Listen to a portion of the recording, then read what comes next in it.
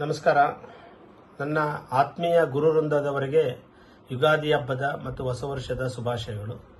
ಇವತ್ತಿನ ವಿಷಯ ಪ್ರಮುಖವಾಗಿ ಚರ್ಚೆ ಮಾಡಬೇಕು ಅಂದ್ಕೊಂಡಿದ್ದು ನಾನು ಕಾಲ್ಪನಿಕ ವೇತನ ವಿಚಾರ ಕುರಿತು.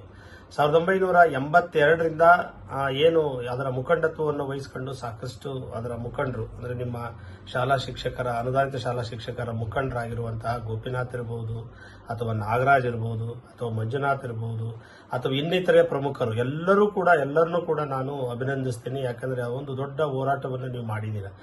ಎಲ್ಲಾ ಹಂತಗಳಲ್ಲೂ ಕೂಡ ನೀವು ವಿಜಯವನ್ನ ಸಾಧಿಸಿಕೊಂಡು ಬಂದಿದ್ದೀರಾ. ಆದ್ರೆ ಸರ್ಕಾರ 2014ರಲ್ಲಿ ನಿಮಗೊಂದು ಏನು ಸುಗ್ರೀವಾಜ್ಞೆಯನ್ನು ತಂದುಬಿಟ್ಟು ನಿಮ್ಮ ಎಲ್ಲ ಹೋರಾಟವನ್ನ ಮಣ್ಪಾಲ್ ಮಾಡುವಂತಹ ಒಂದು ಹುನ್ನಾರವನ್ನ ವ್ಯವಸ್ಥಿತ ಸಂಚನ್ನ ರೂಪಿಸಿದೆ.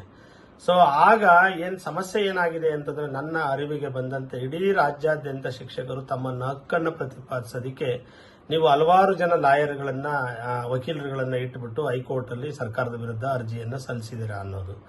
ಸೊ ನಿಮಗೆ ಒಂದು ವಿಷಯವನ್ನ ನನ್ನ ಚಿಕ್ಕ ಅನುಭವ ನಾನು ನಿಮ್ಮ ಮುಂದೆ ಪ್ರಸ್ತಾಪ ಮಾಡಕ್ಕೆ ಇಚ್ಛಿಸ್ತೀನಿ.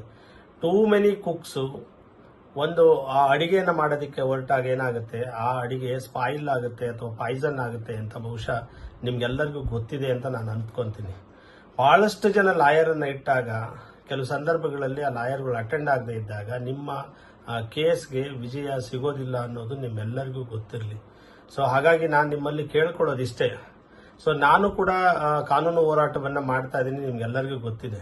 ಸೊ 5, 8, 9ನೇ ಪರೀಕ್ಷೆ ವಿಚಾರ ಇರಬಹುದು, ಅದಕ್ಕಿಂತ ಇಂಚೆ ರಿನಿವಲ್ ಆಫ್ ರೆಕಗ್ನಿಷನ್ ವಿಚಾರ ಇರಬಹುದು.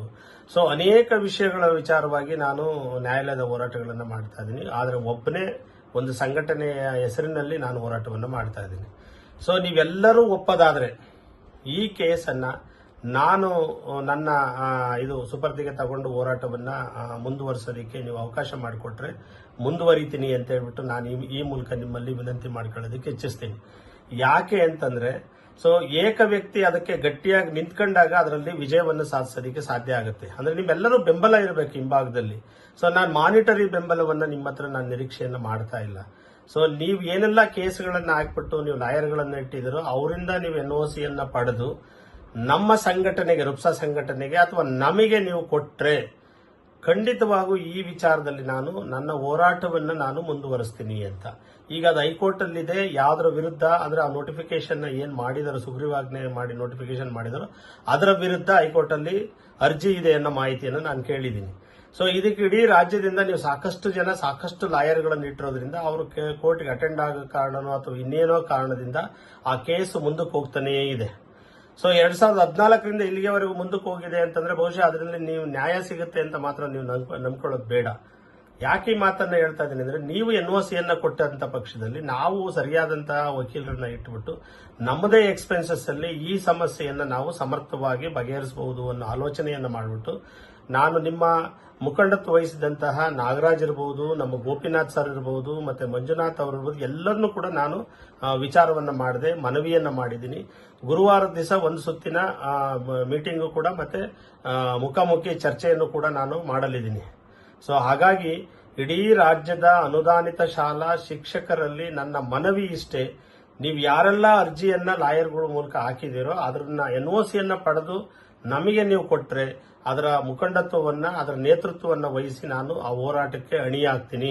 ಆ ಸಮಸ್ಯೆಯನ್ನ ಖಂಡಿತವಾಗೂ ಬಗೆಹರಿಸಬಹುದು. ಯಾಕೆ ಅಂದ್ರೆ RTE ನಿಯಮದಲ್ಲಿ ಏನ್ ಹೇಳುತ್ತೆ ಅಂತಂದ್ರೆ, ಸೊ ಯಾರೇ ಶಿಕ್ಷಕರಾಗಿರ್ಲಿ ಆ ಶಾಲೆಯಲ್ಲಿ ಕೆಲಸ ಮಾಡುವಂತವರಿಗೆ ನ್ಯಾಯಯುತವಾಗಿ ಸಲ್ಲುವಂತಹ ಸಂಬಳವನ್ನ ಸರ್ಕಾರ ಕೊಡ್ಲೇಬೇಕು ಅಂತೇಳಿ RTE ಕಾಯ್ದೆ ಹೇಳುತ್ತೆ.